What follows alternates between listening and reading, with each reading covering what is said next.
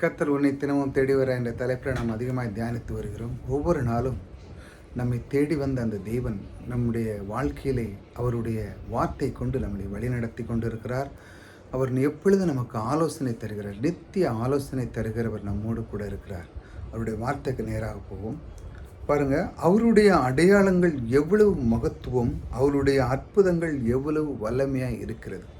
அவருடைய அடையாளங்கள் பாருங்கள், எகிப்தில் இருந்து இஸ்ரேல் மக்களை அவங்களிருந்து விடுதலையாக்கி அவர் அற்புதமும் அடையாளங்களும் செய்த தேவன். அவர்களுக்குள்ளேயே இருந்து அவர்களை மிகவும் நேசித்து அவர்களை அற்புதமாய் வழிநடத்தினார். பாருங்கள், அப்படி அந்த தேவன் செய்த அந்த ஆசீர்வாதத்தை கொடுத்த அந்த தேவன் இப்பொழுதும் உங்களுக்குள்ளே இருக்கிறாங்க. நீங்கள் ஒரு சூழ்நிலையில் உங்களுக்கு ஒரு குறைவு இருக்கிறதா, அது ஒரு வனாந்தரமான ஒரு வாழ்க்கை, அதிலிருந்து விடுதலையாக்கி உங்களுக்கு ஆலோசனை தந்து அற்புதங்கள் எவ்வளவு தருகிற அந்த தேவன் உங்களுக்கு வல்லமையும், அவர் பாருங்கள் வல்லமையாக இருக்கிறார். அவர் உங்களுக்குள்ளே வல்லமையாக இருக்கிறார். அவருடைய ராஜ்யம் நித்திய ராஜ்யம், அவருடைய ஆளுகை தலைமுறை தலைமுறையாக நிற்கும். இந்த பூமி உள்ளளவு மட்டும் அவருடைய ராஜ்யங்கள் எப்பொழுது நிலைத்திருந்து கொண்டிருக்கிறது. ஏனென்றால் இந்த அண்ட சராசரியை படைத்தவர் அவருடைய பிரமாணங்கள் இந்த பூமியில் இயங்கிக் கொண்டிருக்கிறது. அவருடைய ஆளுகை இந்த பூமியில் நடந்து கொண்டிருக்கிறது. பிசாசானவன் நம்மை வஞ்சிக்கிற விதத்தில் வந்தாலும் அவன் பாருங்கள், அவன் நமக்கு அடையாளங்களும் அற்புதம் செய்ய முடியாத சூழ்நிலையில் இருந்தாலும் தேவனுடைய மகிமை அந்த இடத்திலே விளங்கி, ஏனென்றால் நம்முடைய கிறிஸ்துவை நாம் ஏற்றுக்கொண்ட பொழுது நாம் அவருக்கு பிள்ளையாகிவிட்டோம், அவர் நமக்கு தகப்பனாகிவிட்டார். ஆகல அந்த உறவு ஒரு நாளும் முறிந்து கூடாது என்று தேவன் நம்மை அழகாக அற்புதமாக பாதுகாத்து நமக்கு அற்புதம் செய்கிறவர் நமக்குள்ளே இருக்கிறார். நமக்கு ஆலோசனை தருகிறவர் நமக்குள்ளே இருக்கிறார்.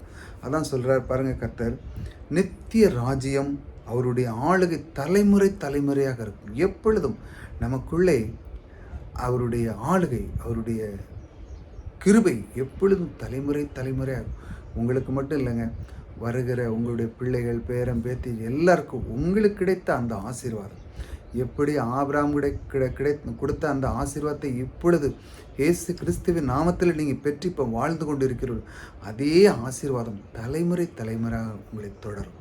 அதான் தேவன் சொல்கிறார், நான் உனக்கு ஆலோசனை தருகிறேன்ப்பா, நித்திய ஆலோசனை, இதை பற்றிக்கள். இயேசு கிறிஸ்துவின் நாமத்தில் அந்த ஆபிரகாமுக்கு கொடுத்த அந்த அனைத்து ஆசீர்வாதம் எப்படி ஆதாம் இழந்தானோ அதையெல்லாம் ஆபிரகாம் மேலே வைத்தேன். அந்த ஆசீர்வாதத்தை அவன் ஒரு விசுவாசத்தின் தகப்பனாக இருந்து அதை எப்படி பெற்றுக்கொண்டானோ அதே போல நீயும் என்னுடைய ஆலோசனையை கேள். நான் உனக்கு மகிமையும் மகத்துவமும் அடையாளங்களும் எல்லாம் செய்கிறவன் நான் உனக்கு கூட இருக்கிறேன்டா, நீ ஏன் கவலைப்படுதான்னு சொல்லி அவருடைய ராஜ்யம், அவருடைய ஆளுகை எப்பொழுதும் நமக்குள்ளே தலைமுறை தலைமுறையாக தங்கும், உங்களோடு தங்குங்க.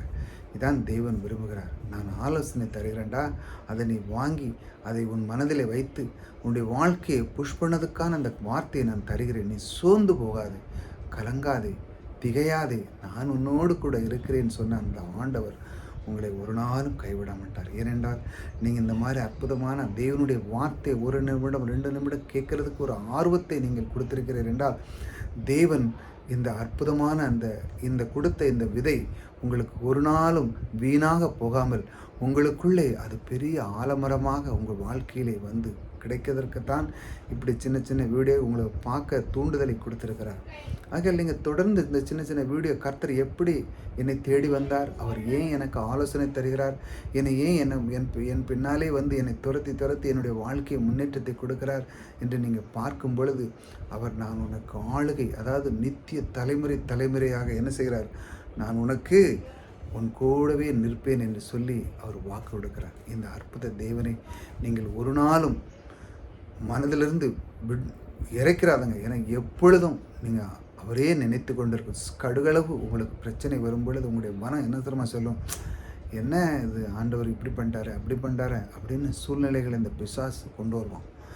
சூழ்நிலைகள் மத்தியில் நிறைய கொண்டு நெருக்கத்தை உங்களுக்குள்ளோண்டு வைப்பான். அந்த நேரம் தான் உங்களுடைய விசுவாசத்தை நீங்கள் காட்ட வேண்டும். எத்தனை சூழ்நிலை இருந்தாலும் அவர் சொல்லியிருக்கிறார், தலைமுறை தலைமுறையாக நான் உனக்கு ராஜ்யம் பண்ணுவேன், உனக்கு கூட இருக்கண்டா அப்படின்னு சொல்கிறார்.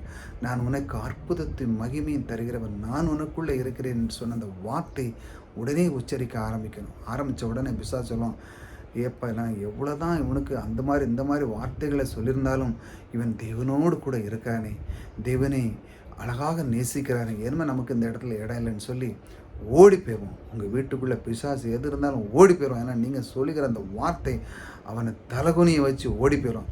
ஆனால் நீங்கள் அந்த வெளிப்பிரகாரமான உலகப்பிரகாரமான அந்த வார்த்தையை நீங்கள் அக்செப்ட் பண்ணிட்டீங்க, பிசாசுக்கு நீங்கள் இடம் கொடுத்துட்டீங்கன்னு அர்த்தம். நீங்கள் யாருக்கு இடம் கொடுக்கறது தான் உங்கள் கையில் இருக்குது. நீங்கள் பிசாசுக்கா இல்லை நம்முடைய கர்த்தருக்கா? நம்முடைய கர்த்தருக்கு இடம் கொடுக்கும் பொழுது பாருங்கள், நீங்கள் எல்லா ஆசீர்வாதங்களையும் பெற்றுக்கொள்வீர்கள். பிசாசு கொஞ்ச நேரத்தில் அவன் தலை குனிஞ்சு ஓடுன்னு ஓடிடுவான். அவனை நமக்கு நம்ம இதயத்தில் அவனுக்கு இடம் கொடுக்கலன்னு வச்சாங்க, அவன் உங்ககிட்ட வரவே மாட்டான். நீங்கள் சொல்ல வேண்டியது தேவனுடைய வார்த்தை எடுத்து அனுதினமும் உங்கள் நாவில வைத்து, அவர் எனக்குள்ளே இருக்கிறார், நித்திய ஆலோசனை தருகிறவர் எனக்குள்ளே இருக்கிறார், அற்புதம் செய்கிறவர் எனக்குள்ளே, ஆளுகை செய்கிறவர் எனக்குள்ளே, தலைமுறை தலைமுறையாக என்னை காக்கிறவர் எனக்குள்ளே இருக்கிறான்னு சொல்லி நீங்கள் மனதார இப்படி வார்த்தைகளை ஒவ்வொரு நாளும் நீங்கள் தேவனோடு அறிய அறிய அறிய அவர் தேடி வந்து, கர்த்தர் என்னை தினமும் தேடி வருகிறார் என்ற அந்த தலைப்பை ஏன் வச்சேன்னா, அவர் தேடி வந்து இப்படி உங்களுடைய உள்ளத்தை அருமையாக நிறைக்கிறார். தேவன் சொல்லுகிறார், நான் இருக்கேன், கலங்காதே.